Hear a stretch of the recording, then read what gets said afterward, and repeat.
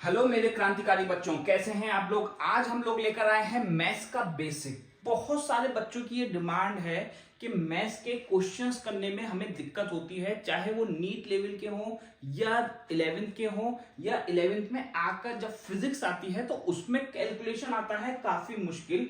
इस तरह का कैलकुलेशन आता है या इस तरीके का कैलकुलेशन आता है या इनमें से कोई सा भी कैलकुलेशन आता है, लॉग आता है अगर, तो हम सारे क्वेश्चंस को बहुत आसानी से सॉल्व कर सकते हैं। अब हम लोग देखते हैं, यहां मैं कुछ चीजें बहुत ही बेसिक बताने वाला हूं, तो आप लोग अपनी कॉपी और पेन निकाल लीजिएगा और शुरू करिएगा अपनी पढ़ाई।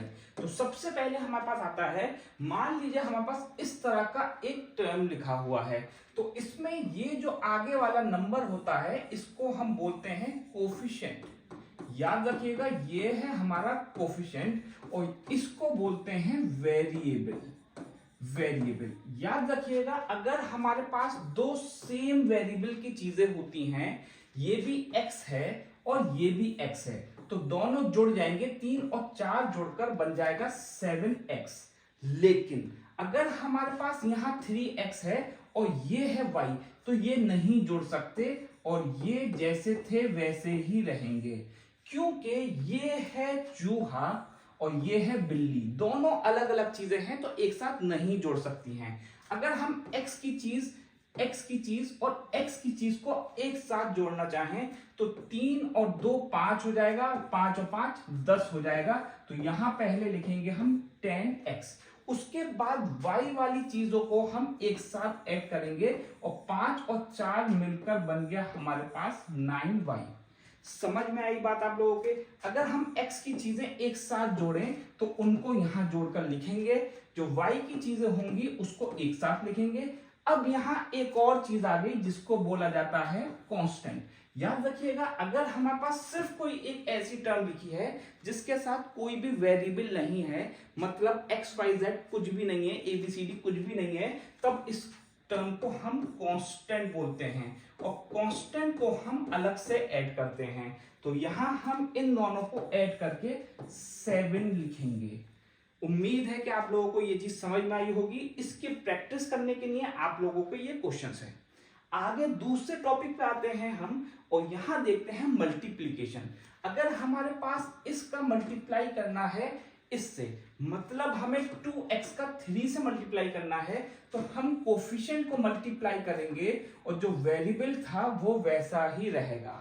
अगर हम यहां देखेंगे तो यहां कोफिशिएंट को मल्टीप्लाई करेंगे और x और y को ऐसे ही लिख देंगे। याद रखिएगा, मल्टीप्लाई पॉसिबल होता है लेकिन प्लस पॉसिबल नहीं होता। अगर हम 3x और 2y ऐड करेंगे तो ये नहीं होगा। अगर हम 3x में से 2y माइनस करेंगे तो नहीं होगा, याद रखिएगा।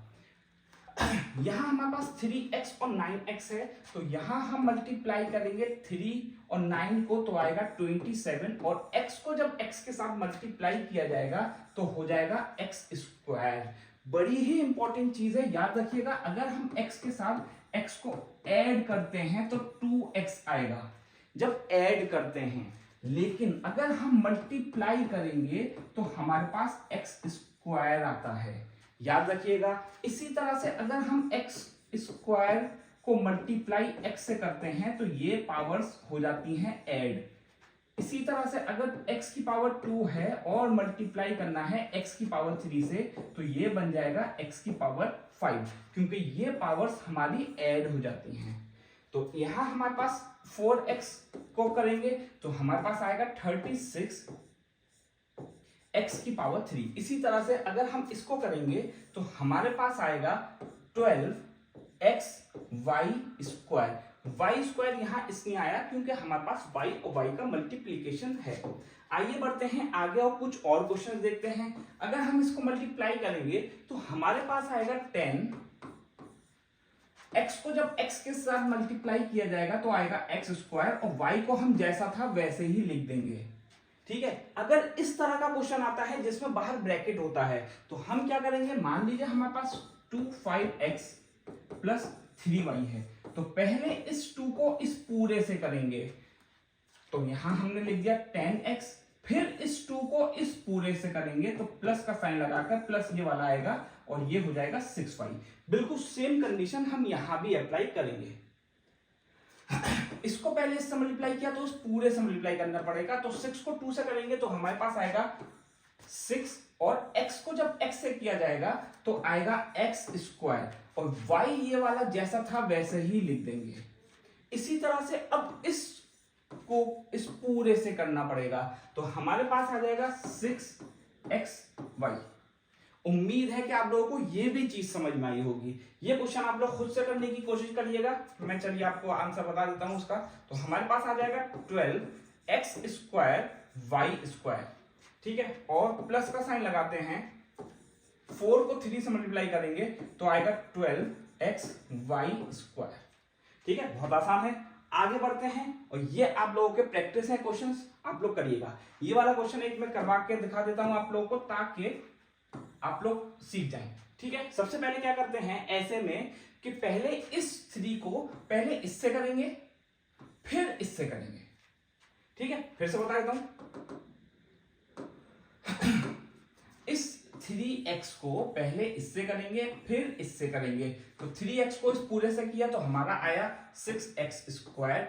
इस 3x को इससे करेंगे जब तो आएगा प्लस का 9xy, प्लस का साइन लगाते हैं। अब बिल्कुल सेम चीज अप्लाई करेंगे यहां, 4y को इससे मल्टीप्लाई किया तो हमारे पास आया 8xy और जब हम मल्टीप्लाई करेंगे इसको इससे तो हमारे पास आएगा 12y स्क्वायर। अब यहां हमारे पास आंसर आ गया। इसी तरह से ये क्वेश्चंस आप लोगों को करने हैं।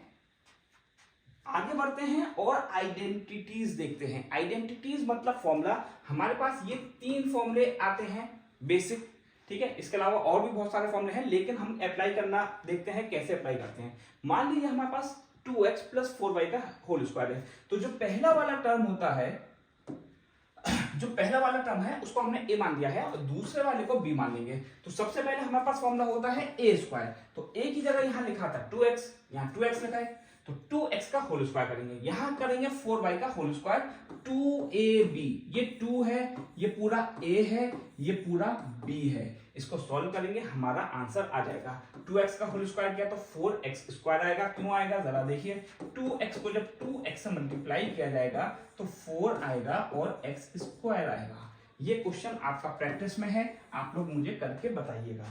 आगे बढ़ते हैं और एडिशन देखते हैं। इसमें काफी बच्चों को प्रॉब्लम होती है जबकि बहुत ही आसान चीज है। तो बिल्कुल बेसिक मैं बता रहा हूं आप लोगों को, जरा समझिए इसको कैसे करते हैं।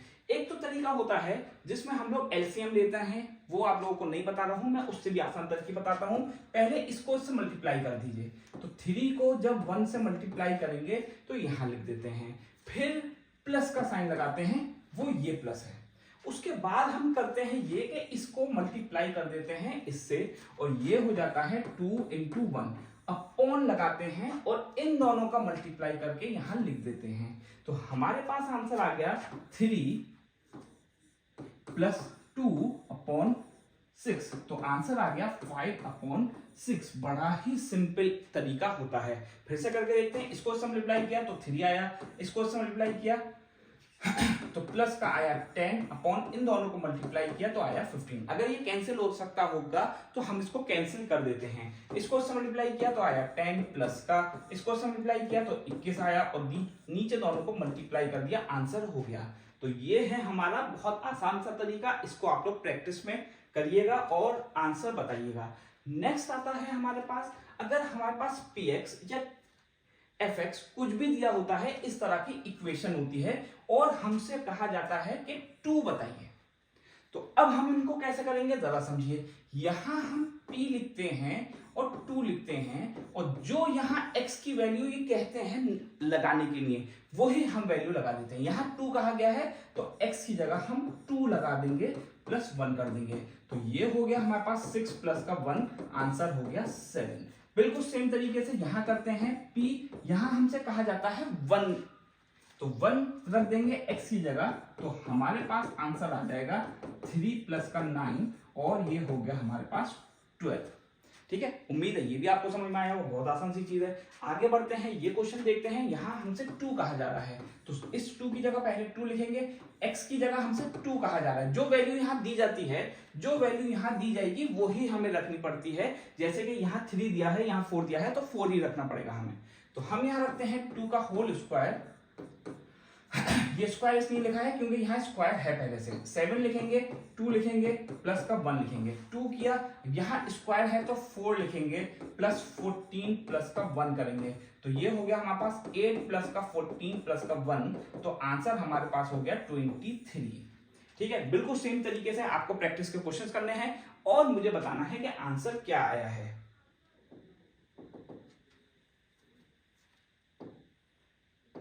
आगे बढ़ते हैं और हम आते हैं अब एक्सपोनेंट पे।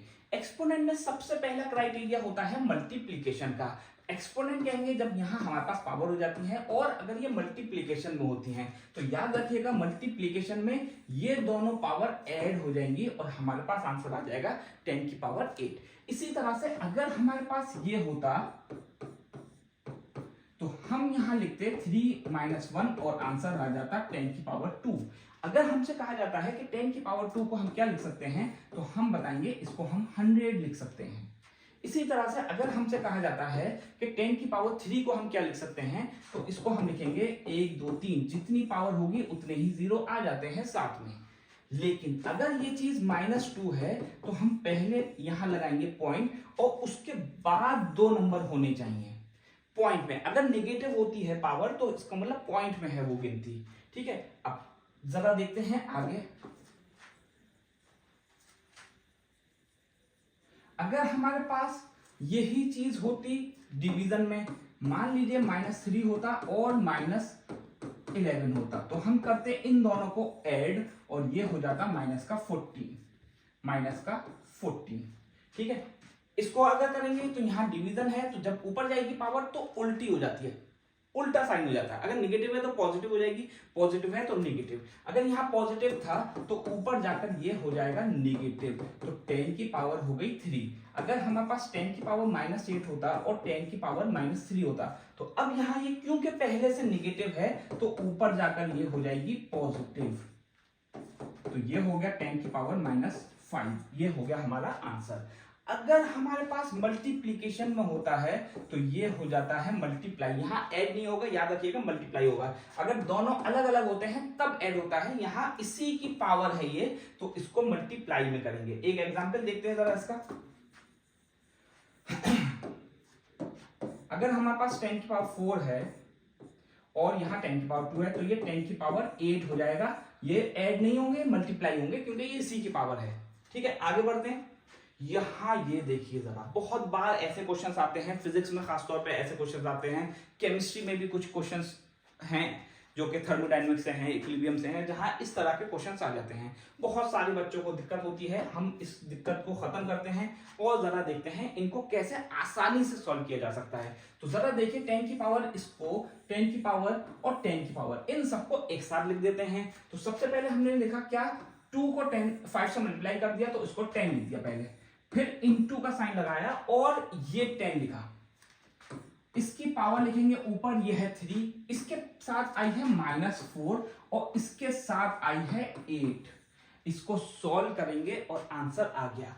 यहां हमारे पास 10 की पावर 3 नीचे है, तो ऊपर हमने किया, तो जरा देखिए 10 की पावर ये जुड़ गई एक और, ये एक और पावर जुड़ गई, तो यहां मैंने एक और लिख दिया है और ये 3 लिखा है और इसमें से इसको माइनस करेंगे तो +4 बचेगा।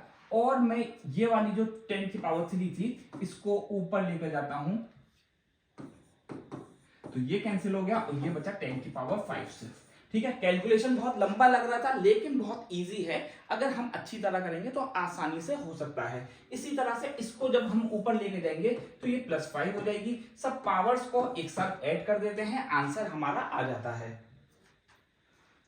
अब जरा देखिए, ये क्वेश्चन आया कि इसमें 3.9 हो गया। अब इसको कैसे करेंगे? इसको करने के लिए बहुत ज्यादा परेशान होने की जरूरत नहीं है, हम इसको 4 बना देते हैं। ठीक है, इसको हम क्या कर देते हैं, 4 बना देते हैं, इनटू का साइन लगाते हैं। 10 की पावर 8 है हमारे पास, -3 है तो -3 लिखा अपॉन 10 की पावर 2। अभी आप लोगों को बताया था कि जो यहां साइन होता है ऊपर जाकर वो उसका उल्टा हो जाता है। यहाँ पॉजिटिव है तो ऊपर जाके नेगेटिव हो जाएगा, तो उसको यहाँ खत्म करके -2 और कर देते हैं, हमारा आंसर आ जाएगा।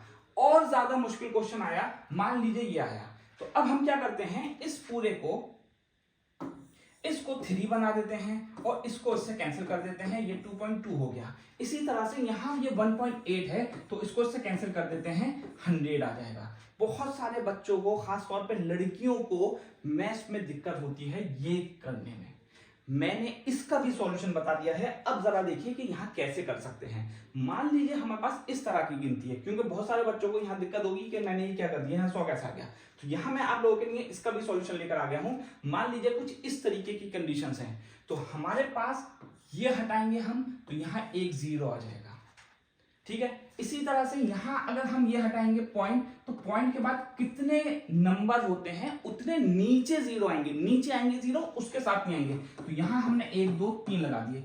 यहां हमारे पास पॉइंट ये था, तो पॉइंट के बाद हमारे पास 2 गिनती है, तो ऊपर 2 0 लगा देंगे। इस तरह से हम कैलकुलेशन को इजी बना सकते हैं। अगर पॉइंट के बाद दोनों जगह सेम ही गिनती है, पॉइंट के बाद सेम ही गिनती हैं अगर, तो हम इस पॉइंट को इस पॉइंट से कैंसिल कर सकते हैं। यहां कैंसिल इसलिए नहीं किया था क्योंकि यहां पॉइंट के बाद 3 गिनती थी और यहां 2 थी। जब सेम होती हैं तब कैंसिल कर सकते हैं। यहां सेम नहीं है तो कैंसिल नहीं कर सकते। यहां का हटाएंगे, नीचे 3 0 लगाएंगे और ये हटाएंगे तो ऊपर लगाएंगे 2 0।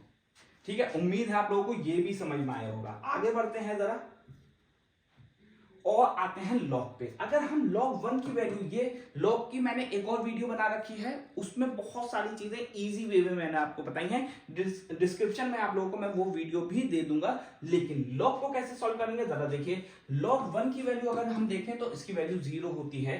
log 10 की वैल्यू होती है 1। log 10 की पावर 3 की वैल्यू होती है 3। अगर हम अपना थोड़ा सा दिमाग लगाते हैं तो हम ये पाएंगे कि अगर हम log 10 की पावर 10 करते हैं तो आंसर 10 आ जाएगा। मतलब जो चीज यहां होगी वही हमारा आंसर आ जाएगा। इसका मतलब ये हुआ कि अगर हम log 10 की पावर -3 करते हैं तो आंसर -3 आ जाएगा। अगर हम log 10 की पावर -2 करते हैं तो आंसर -2 आ जाएगा। लेकिन जब हम एंटी लॉग निकालते हैं, मान लीजिए हमें यहाँ x की वैल्यू निकालनी है, तो हमें करना पड़ता है क्या, हमें करना पड़ता है एंटी लॉग। और एंटी लॉग करने के लिए हम क्या करते हैं जरा देखिए। अब क्या करेंगे, सबसे पहले इसको उधर लेके जाएंगे तो x is equal to antilog बन जाएगा, ये एंटी लॉग 10। तो इसको करने के लिए हमें करना क्या है कि जो भी यहां वैल्यू है उसको 10 की पावर में पहुंचा देना है। तो अगर हमसे x की वैल्यू कहा जाएगी तो हम 10 की पावर 10 आंसर लिख देंगे। बिल्कुल सेम तरीके से यहां x की वैल्यू कहा जाएगा तो x इज इक्वल टू 10 की पावर, ये जो वैल्यू होगी इसको लिख देंगे। इसी तरह से x इज इक्वल टू 10 की पावर 5 हमारा आंसर आ जाएगा। ठीक है, अच्छा अब जरा हम देखते हैं कुछ क्वेश्चंस मैं आप लोगों को देता हूं, आप लोगों को इसमें बताना है कि आंसर क्या होगा। अगर हमारे पास log x है यहाँ और हमारे पास यहाँ 3 है, ये क्वेश्चन नंबर 1 है। आप लोगों को सारे क्वेश्चंस करने हैं और बताना है कि क्या आंसर होगा। तो अगर log x है तो यहाँ x की वैल्यू क्या होगी आप लोगों को बताना है एंटी लॉग लगाकर। अगर हमारे पास log 10 की पावर 9 है तो इसकी वैल्यू क्या होगी। अगर हमारे पास क्वेश्चन नंबर 3 है कि 1/3 है और 2/9 है तो इसकी वैल्यू क्या होगी। अगर हमारे पास, मैंने जो जो पढ़ाया है सबसे क्वेश्चन दे रहा हूं मैं। अगर हमारे पास 10 की पावर 8,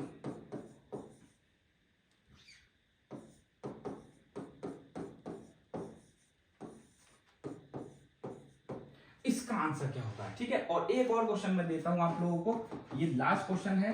इसमें हमसे अगर px कहा जाता है 3x² प्लस 9x, तो हमसे पूछा जाता है अगर 3 तो आंसर क्या होगा। आप लोग कमेंट में मुझे बताइएगा इन 5 क्वेश्चंस के आंसर, और वीडियो कैसी लगी आप लोग जरूर बताइएगा। जो प्रॉब्लम आप लोगों को होती है, अगर आप लोग नीट की तैयारी कर रहे हैं, जेई की कर रहे हैं, 11th की कर रहे हैं, 9th की कर रहे हैं, किसी भी चीज की तैयारी कर रहे हैं, किसी भी क्लास में हैं, किसी भी सब्जेक्ट में आपको प्रॉब्लम होती है, तो आप लोग मुझे जरूर बताइएगा कमेंट में, ताकि मैं आप लोगों के लिए चीजें आसान कर सकूं। मुझे जरूर बताइएगा क्योंकि मैं बहुत चीजें आसान आप लोगों के लिए कर सकता हूं और आप लोगों की मदद कर सकता हूं। वीडियो कैसी लगी जरूर बताइएगा। Thank you.